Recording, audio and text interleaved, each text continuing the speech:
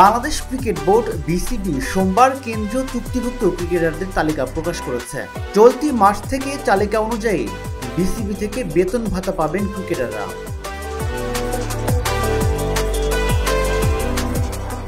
বিসিবির কেন্দ্রীয় তালিকায় A+ ক্যাটাগরিতে আছেন কেবল তাসকিন আহমেদ। তিনি মাসে বোর্ড থেকে পাবেন 10 লাখ টাকা। এ ক্যাটাগরিতে রাখা হয়েছে জাতীয় দলের 3 সিনিয়রকে।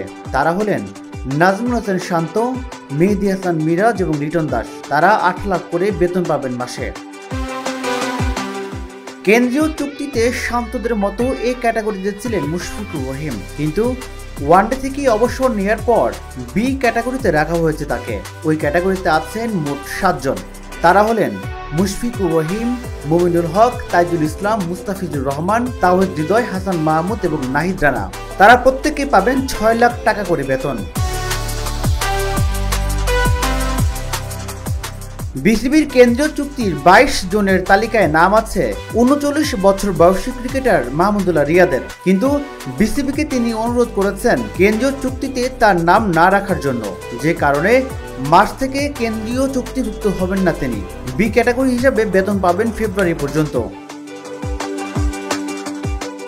কেন্দ্রীয় চুক্তির সি ক্যাটাগরিতে আছেন 8 ক্রিকেটার। তারা হলেন সাদমান ইসলাম, সৌম্য সরকার, জাকের আলী অনিক, তানজিদ তামিম, শরীফুল ইসলাম, রিশাদ হোসেন, তানজিম সাকিব, শেখ মেহেদী। তারা 4 লাখ টাকা বেতনের ক্যাটাগরিতে আছেন।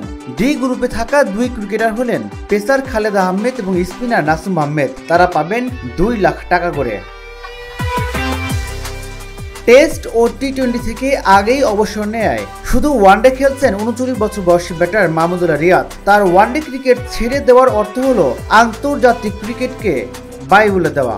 আন্তর্জাতিক ক্যারিয়ারে ইতি টানার আগে সাবেক অধিনায়ক তামিম ইকবাল, মাশরাফি বিন মুর্তজা কেন্দ্রীয় চুক্তি থেকে নিজেদের নাম প্রত্যাহার করে নিয়েছিলেন। মাশরাফি আনুষ্ঠানিক বিদায় না বললেও তামিম আন্তর্জাতিক ক্রিকেট থেকে অবসর নিয়েছেন গত জানুয়ারিতে। চ্যাম্পিয়ন্স ট্রফি শেষে ওয়ানডে ক্রিকেট থেকে অবসর নেন মুশফিক। রাজিবুল ইসলাম, ঢাকা জার্নাল।